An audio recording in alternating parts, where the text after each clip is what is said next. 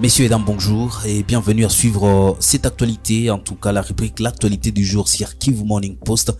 Le ministre de la Défense nationale vient d'arriver en ville de Goma l'avant-midi de ce lundi. Vous allez suivre le message de Jean-Pierre Bemba lorsqu'il est arrivé dans la ville de Goma. Et puis nous allons parler de cette attaque du camp des déplacés de Lala. Nous sommes en province de l'Ituri qui a fait en tout cas autant de morts. On compte jusque-là 40 morts. Nous allons y revenir avec le communiqué du gouvernement provincial de cette partie de la République démocratique du Congo. Vous êtes nouveau sur la chaîne, n'oubliez pas de vous abonner et on se retrouve dans la deuxième partie de cette vidéo.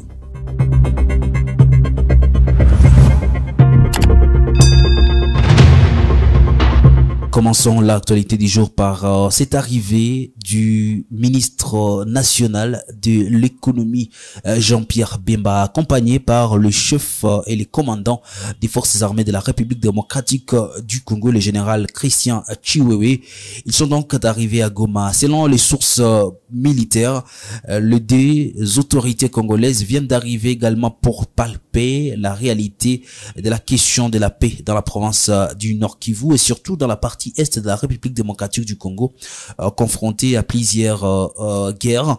Il faut les signaler, lorsqu'il est arrivé à Goma, le ministre national de la Défense, devant la presse, a demandé aux groupes armés de déposer les armes et de suivre la vision des chefs de l'État qui est celle de ramener la paix dans la partie est de la RDC. Je vous propose de suivre ici le ministre national de la Défense, Jean-Pierre Bemba, à Goma.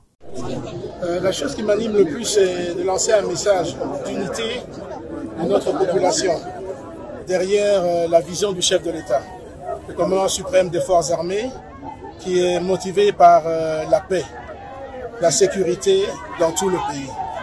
J'invite vraiment tous les groupes armés dans le pays à déposer les armes et à prioriser la vision du chef de l'État qui est la paix et la sécurité dans le pays. Un petit message, excellence, pour les institutions du pays, sur les armées principalement, pour l'encadrement de la population, la restauration de la paix et de la sécurité. Parlons également de cette information, l'attaque des sites de déplacés de Lala. Nous sommes en province de l'Ituri, plus de 40 morts. L'armée parle d'un acte de sabotage. Suivez la lecture de ce communiqué du gouvernement provincial de l'Ituri. L'attaque sur le site de déplacés, orchestrée par les hommes armés, qui a coûté la vie de nos compatriotes, constitue un acte de sabotage au processus de paix, de sécurité et de la cohésion sociale voulu par le président de la République, Félix Tshisekedi Tshilombo, incarné et matérialisé en Ituri par le lieutenant-général Luboya Kashama Johnny.